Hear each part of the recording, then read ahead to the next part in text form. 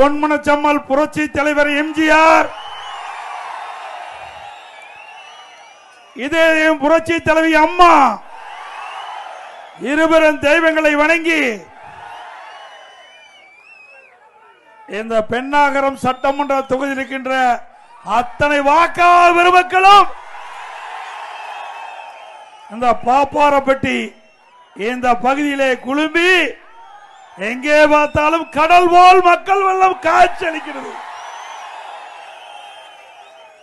அடுத்த ஆண்டு நடைபெற்ற சட்டமன்ற பொதுத் தேர்தலில் அனைத்து இந்திய அண்ணா திராவிட முன்னேற்ற கழக தலைமையிலே அமைக்கப்படுகின்ற கூட்டணி வேட்பாளர் வெற்றி பெற்று விட்டார். இந்த நிகழ்ச்சியின் வாயிலாக திரு ஸ்டாலின் அவர்களே, இங்கே பெண்ணாகரம் சட்டமன்ற தொகுதி பாப்பாரப்பட்டியில பார்த்துக்கிட்டு இருப்பீங்க.